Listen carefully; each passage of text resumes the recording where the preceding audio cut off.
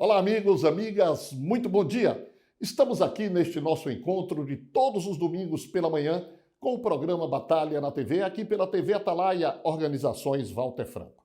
Olha, eu chamo a atenção no programa de hoje para o empresariado e chamo a atenção também para o trabalhador e para o empregado. É o seguinte, Dr. Marcos Vandi vai nos falar aqui sobre o PIEX, que é um programa de exportação que pode beneficiar a todo empresário que desejar exportar os seus produtos ou os seus serviços.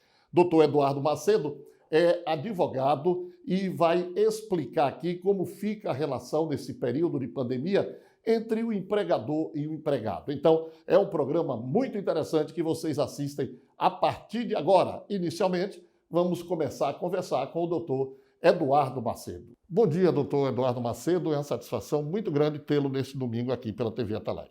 Prazer nosso, Batalha, sempre à disposição da TV Atalaia, do grande apresentador que você é e também do público sergipano. Doutor Eduardo, para aqueles que possuem boa memória, já disputou, inclusive, a presidência da OAB. Em que ano, doutor Eduardo? Já se passaram quase 8 anos, né, porque cada mandato na OAB são de 3 anos. O doutor Inácio, né, já está completando o segundo mandato, já são 6 anos.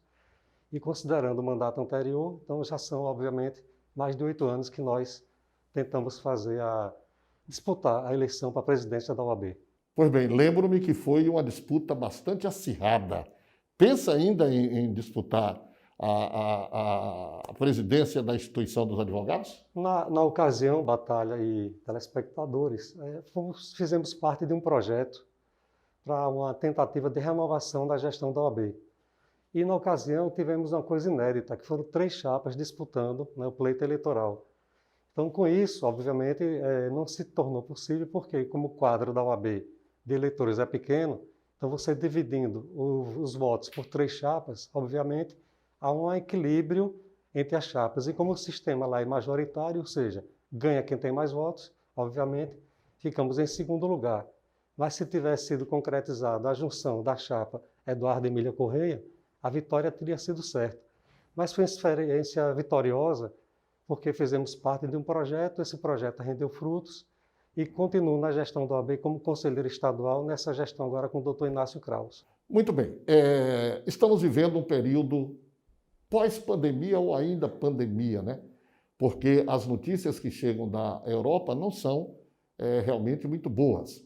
Ainda no início dessa semana, a primeira-ministra alemã, Angela Merkel, que é inclusive cientista, deu notícias alarmantes de que o mês de outubro poderá nos trazer desagradáveis surpresas com o aumento acentuado ou a volta do Covid-19 com força total. Mas aqui no Brasil, em um momento, doutor Eduardo, em que pensa-se em uma estabilização, ao mesmo tempo existe um número acentuado de desempregos. Como é que fica o senhor na qualidade de professor da nossa querida UNIT? Como é que fica essa relação empregador-empregado nesse período pandemia ou mesmo pós-pandemia? Bem, aproveitando o gancho da Angela Merkel, né, me parece, num sentido figurativo, Batalha, quando a onda recua e fica aquele ato de uma maré seca. Então, na Europa já aconteceu isso, a maré veio, recuou, e agora parece que ela está voltando também com uma nova força impregnada nesse contágio. Tem sinais também na China, que está retomando, e o receio meio pessoal no Brasil é isso. Esse momento de calmaria, que a onda recuou, queira Deus, que nos proteja, que não volte também uma nova onda também, como está acontecendo na Europa.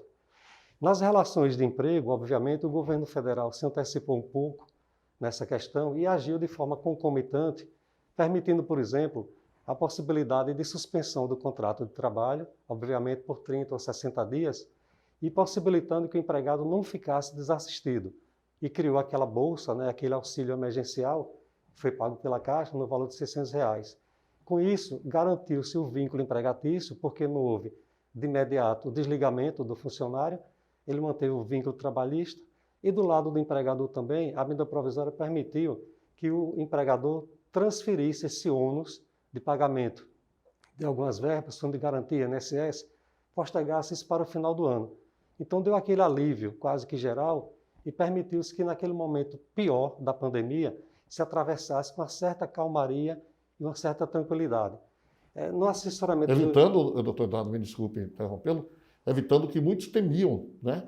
Que seriam o quê? Saques, ondas de violência, etc. E tal, exatamente. Né? Como houve, né, a questão de manutenção do trabalhador, de sua família, embora, claro, de forma resumida, de forma minimizada, porque um salário mínimo é 1.000 alguma coisa, R$600... Pior do que nada, né? Pior do que nada.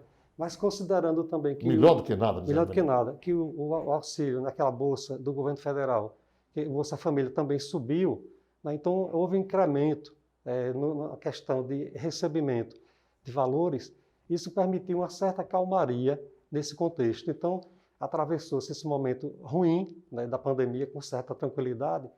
E uma coisa que conseguimos constatar, Batalha, não sei você também na área de jornalismo, mas as lojas de material de construção, as lojas de eletrodomésticos nunca venderam tanto nesse período da pandemia. Nem supermercados.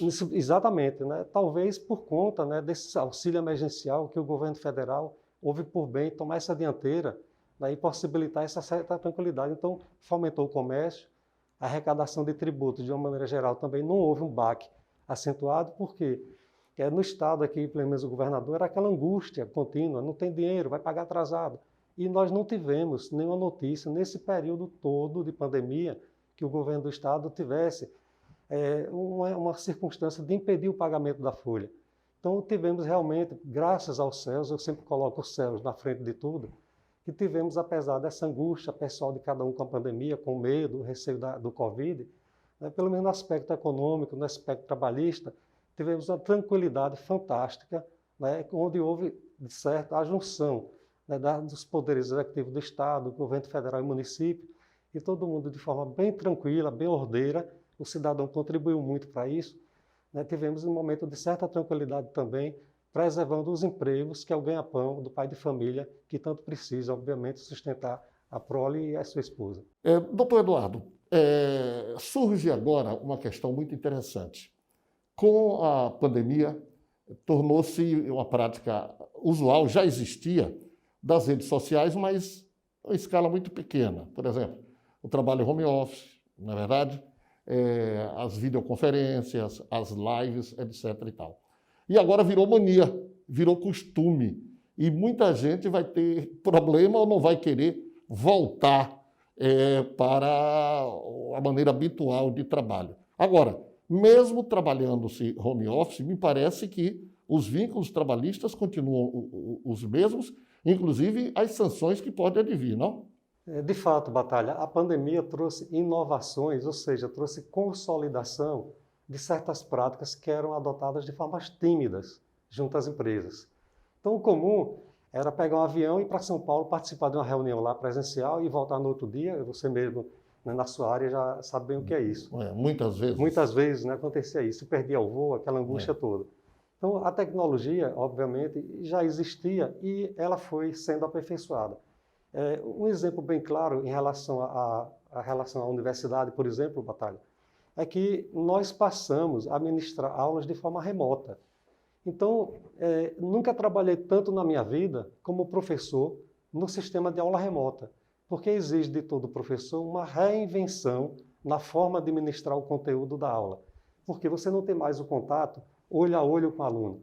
O aluno não sente mais a sua presença para dialogar, ter uma dúvida, fazer um comentário que acresça naquele momento que você está trabalhando determinado conteúdo. Então, na forma de home office, né, o trabalho remoto, existe sim uma demanda maior e tem que haver um aprimoramento também por parte do funcionário, do empregado, que ele tem que se mostrar criativo, tem que se reinventar, obviamente, porque a relação de emprego continua rígida, continua forte, né, e não foi quebrada. Então, como você não tem mais o deslocamento para estar lá presencialmente, a cobrança ela é muito maior, porque exige cumprimento de tarefas, exige também cumprimento de horário em relação àquela demanda que você tem que prestar ao seu empregador. Então, são tempos novos, modernos, que demandam, sim, obviamente, um cuidado maior. E em relação a sua pergunta, infelizmente, está surgindo, sim, demissão por justa causa, está sendo aplicada advertência, suspensão aos funcionários, mesmo no trabalho remoto. Porque, às vezes, Na hora que ele está trabalhando remoto, tem uma reunião com a empresa, está sem camisa, está mal, né? Tá mal trajado. Está na praia. Está na praia, né? Ou seja, então são circunstâncias que a empresa, o empregador, tem como monitorar isso. E ele faz o que? Aplica o que prevê a CLT, porque aquele empregado está sendo desidioso, está faltando com o cumprimento das suas obrigações laborais. Então não importa a forma do trabalho, se é presencial, se é remota, o importante é que essas tecnologias vieram para chegar, vieram para ficar e de forma definitiva. Então, claro, daqui para frente, com certeza, teremos a forma híbrida de trabalho.